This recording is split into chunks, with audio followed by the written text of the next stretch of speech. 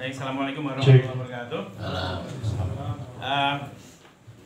Kita simak sejak awal sampai akhir ini sudah menjadi lebih paham apa yang disampaikan kaitannya dengan jin, kemudian jin dan manusia diciptakan untuk ibadah pada Allah tadi juga disampaikan. Cuman di sini tuh setan itu tidak disebut-sebut Pak, setan. Kedudukan setan itu dengan jin dan iblis serta malaikat itu bagaimana? Maksud juga dengan manusia. Setan. Karena juga kalau kita kan juga membaca Al-Quran diawali dengan a'udzubillahi minasyaitonir rajim. Ini setan dan jin, dan ini tentang setan. Kemudian disampaikan juga bahwa kalau kita sering melihat tayangan-tayangan yang misalnya pendakian, kemudian dulu ada memburu itu sebetulnya kalau dilihat kedudukannya kan semua itu yang paling tinggi manusia. Tapi apakah manusia itu bisa memerintah jin? Bisa memerintah jin dan kemudian bisa menguasai, bahkan karena kita itu apakah itu diperbolehkan? Matur nuwun, Pak. Assalamualaikum warahmatullahi wabarakatuh. Ini pertanyaan itu dalam tafsirnya adalah sifat yang merusak, yang membakar, itu namanya setan. Setan adalah golongan jin, ya, golongan jin. Jadi jin itu namanya banyak, ada ifrit, ada setan, ada korin, ada banyak sekali nama-nama jin itu yang mungkar. Manusia juga banyak. Manusia yang berarti setan juga banyak. Munafik, muslim. Bilangnya itu garong. Maling, kecoh. Apalagi banyak kan sekarang. Sama dengan jin, banyak manusia yang namanya jadi bukan hanya sebelumnya. Itu bapaknya mau garong itu mah. Itu orang kaya, bukan orang kaya itu orang bahir, ya. Panggil bahir, ya, bahir.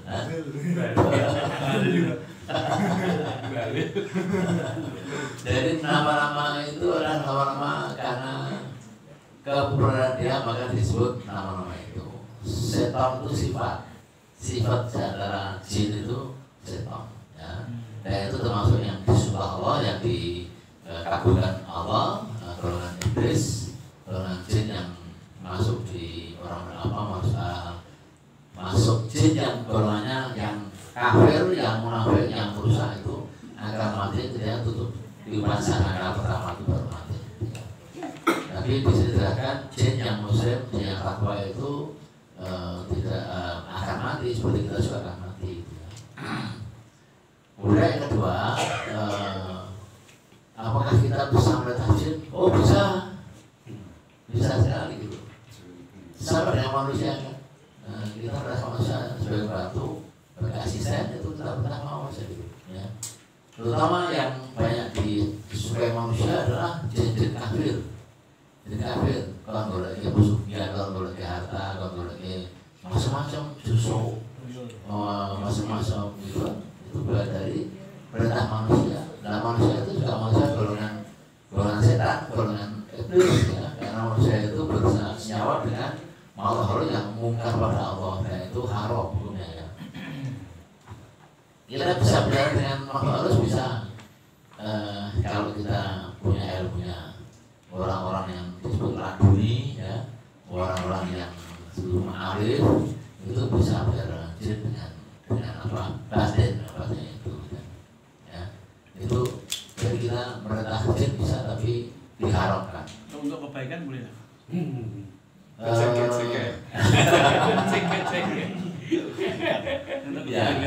Untuk alarm.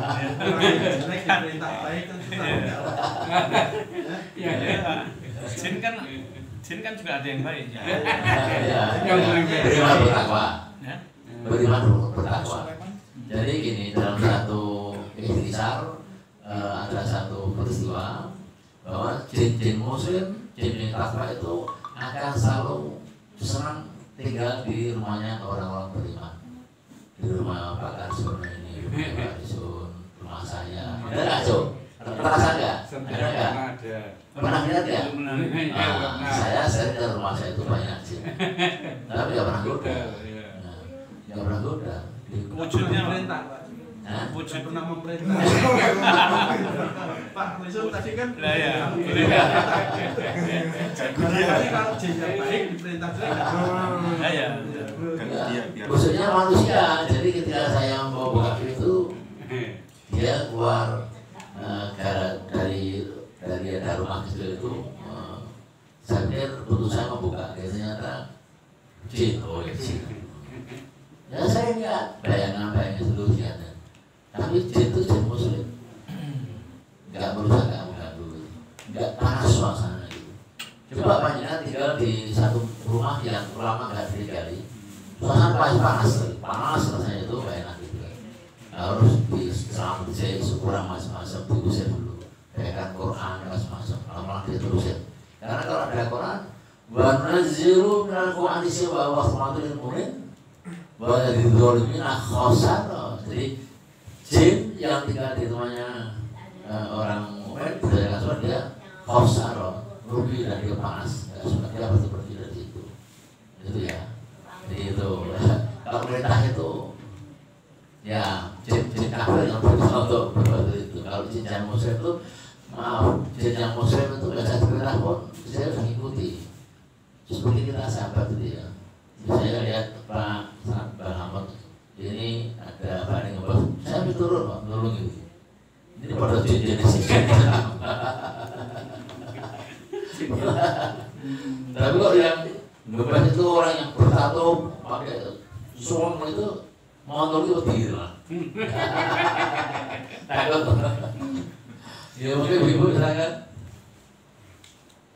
Ya. Tuyul. Iya. Tuyul coba Mbak Yul. Tuyul dan Mbak Yul. Ya, tuyul termasuk apa? Allah kan ciptakan makhluk kasar dan halus. Duitnya tahu-tahu hilang. Iya, itu tuyul yang disuruh dulu nggak tahu bergopong, mau dia nggak butuh orang kasar. Yang nyuruh itu yang manusia. Dan itu termasuk jin yang menggambar tuyul yang tukang nyolong, jin yang suka nyolong namanya tuyul. Ya, jin yang suka bisi orang ya, yang ada di tubuh kita korin namanya itu kan. Jin yang suka membelenggu agar kita malas masjid itu iblis. Ya.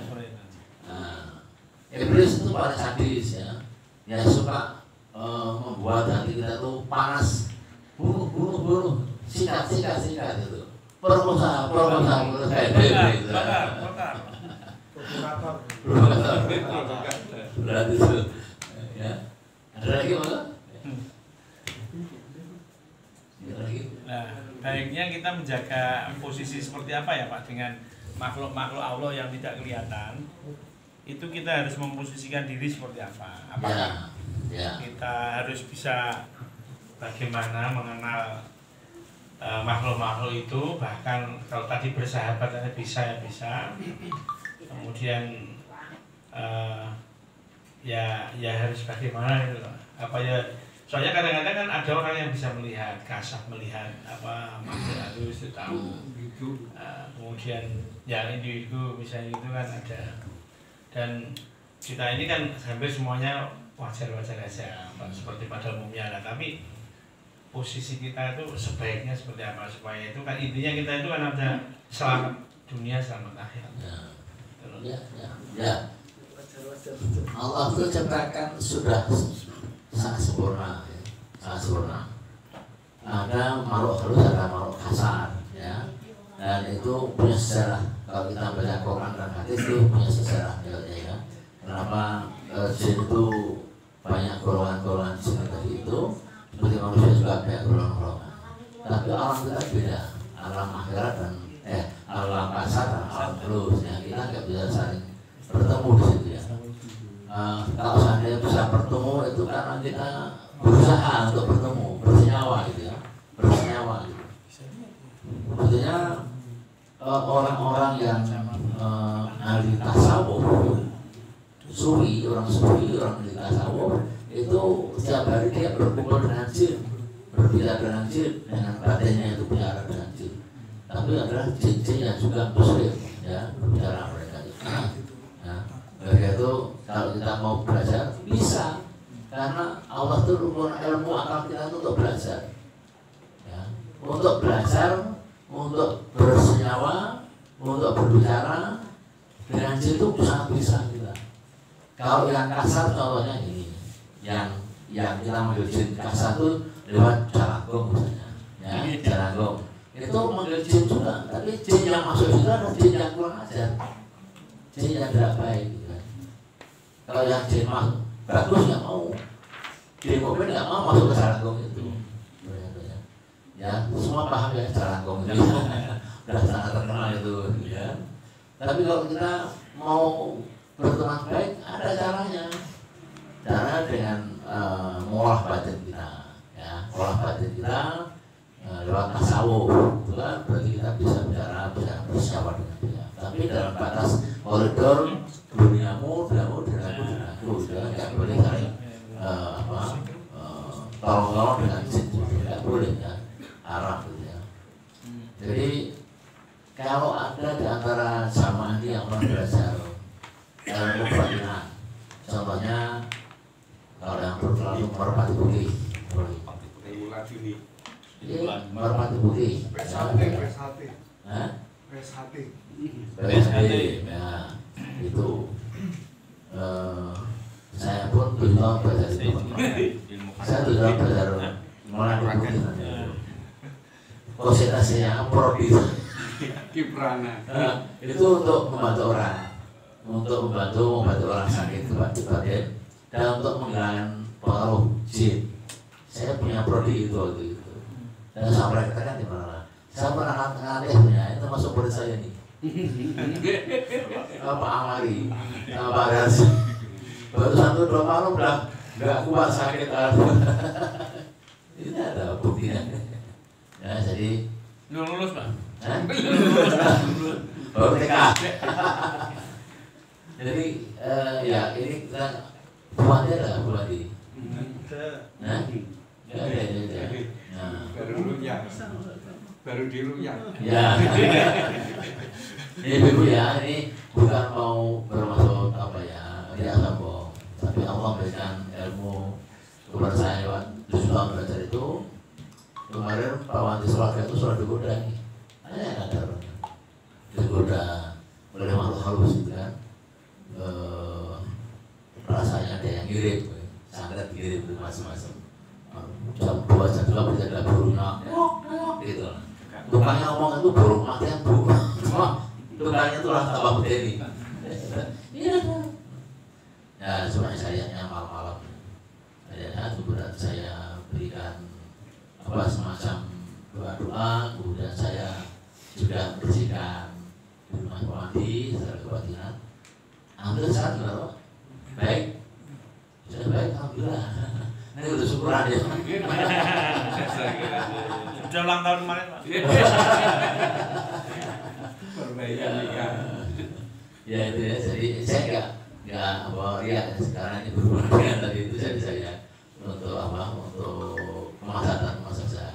Kalau Bapak Ibu semua ada gangguan di rumahnya atau apa, insya Allah akan bantu menghilangkan pengaruh negatif itu. Itu ya, kalau sakit batinnya saya yang bantu. Karena ilmu itu melekat, nggak akan hilang. Baiknya itu sih, masih ada waktu 10 menit ya, ada pertanyaan lagi. Masih Pak. Oh ya. Berawal dari Allahumma ini a'udzubika minal khubusi wal khaba'is. Berarti setiap rumah itu kan ada jin dan setannya di kamar mandi kita. Karena kita kan disunahkan membaca itu. Itu ada setan perempuan dan setan laki-laki. Ya. Berarti kan berkembang biak di sana juga mungkin Pak. Oh ya. Nah yang saya tanyakan makanannya itu loh. Nah, agar tidak mengganggu penghuni rumah, itu bagaimana gitu, makanannya. Kadang-kadang kan ada yang anak kecilnya meninggal, penghuninya kaya, ditumbalkan betul makan nyawa gitu. Nah, atau yang secara otentik itu ada yang istilahnya bersekutu dengan mereka, itu akhirnya dia minta sugih, walaupun sugihnya sugih belang. Nah itu kan juga kasat mata kita juga banyak melihat seperti itu. Mas Rasul, ada satu hadis yang maknanya Allah tuh membenci dua tempat di dunia ini. Apa itu? Pasar dan jamban. Ya.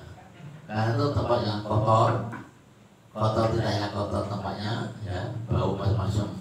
Tapi di situ banyak orang-orang yang berbohong, menipu macam-macam, ya.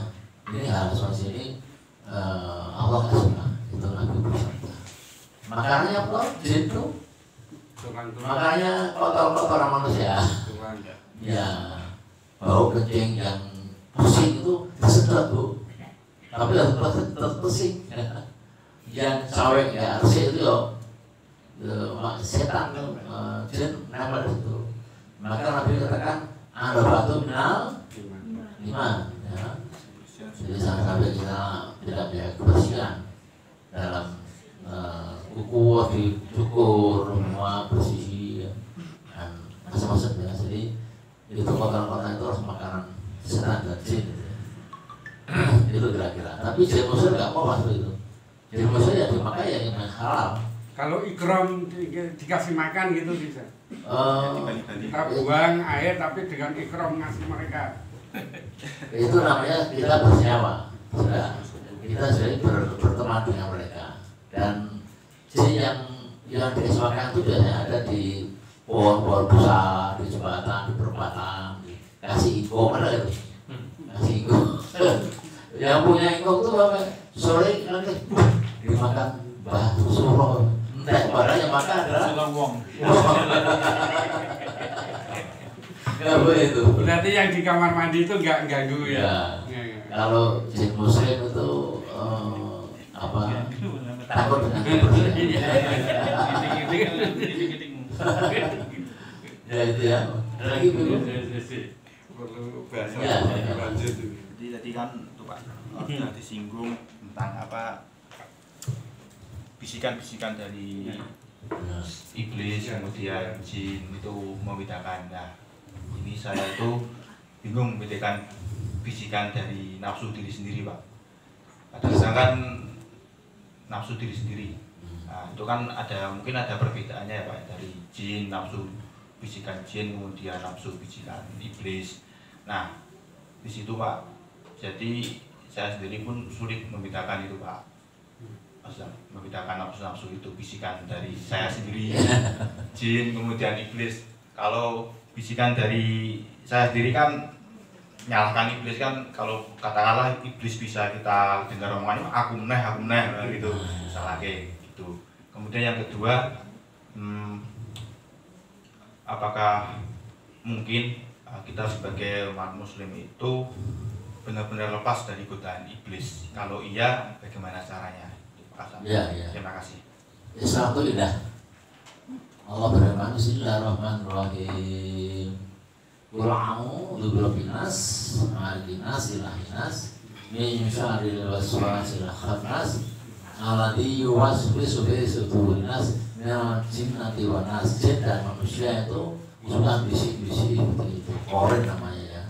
Maka hanya orang-orang yang dekat pada Allah, yang serentak bertolak pada Allah, itu yang akan bebas dari itu. Maka kalau kita cemas, was-was itu baca berulang-ulang Al-Anas itu, ya. Cemas mau pergi karena nanti gimana, mau baca itu hilang, ya. Orang yang mau imami itu biasa baca itu. Kalau mau sholat juga baca itu, ya, biar nggak cemas. Karena orang imami itu diganggu loh, itu ya, tinggi gangguannya tinggi sekali. Orang jadi imam tuh Ini kalau mau jadi imam tuh betul-betul kuat di sini tuh ya. Itu ya baca Anas berkali-kali agar jauh dari itu. Dan nanti pasti Allah akan berikan petunjuk. Maka biasanya gini, ada dua perkara. Bismillahirrahmanirrahim.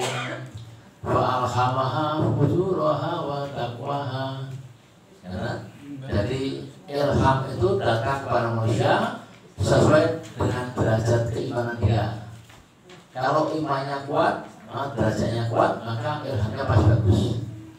Ya, nggak cemas, nggak was-was. Tapi kalau derajat imannya itu rendah, maka was-wasnya semakin tebal, semakin berat. Ya, maka itu Allah berfirman itu hadapi ya, banyak baca surat-surat. Cukup selesai, ibu lumayan. Ya, kalau sudah selesai menjelang adzan. Terima kasih Bapak Ibu sekalian. Nanti mungkin yang akan datang gantian sama nih. Jadwalnya sampai ya, selingan. Mas Satu kemarin, udah itu kemarin. Mas Adit. Ya. Oke, ya. Insya Allah. Pulangnya malam. Belajar, Buddha ya. Putra yang bedanya, putranya itu. Ya nanti. Oke. Matur, mohon maaf kalau ada kekurangan. Saya mohon maaf. Assalamualaikum warahmatullahi wabarakatuh. Waalaikumsalam. Jamaah musola Rohim yang dirahmati Allah dan dimuliakan Allah. Alhamdulillah kita telah berbuka bersama dan sholat bersama, sholat maghrib dan isya, dan mendengarkan tausiah yang dibawakan oleh Bapak Haji Umar Sidik. Marilah kita kesankan di dalam hati dan niat kita untuk amalkan dan kita sampaikan kepada saudara-saudara lain. Dan untuk kesempurnaan majelis ini tidak menjadikan majelis yang sia-sia, maka majelis ini kita tutup dengan doa kifarah majelis. Subhanallahumma wa bihamdihi asyhadu an la ilaha illa anta astaghfiruka wa atubu ilaik. Assalamualaikum warahmatullahi wabarakatuh.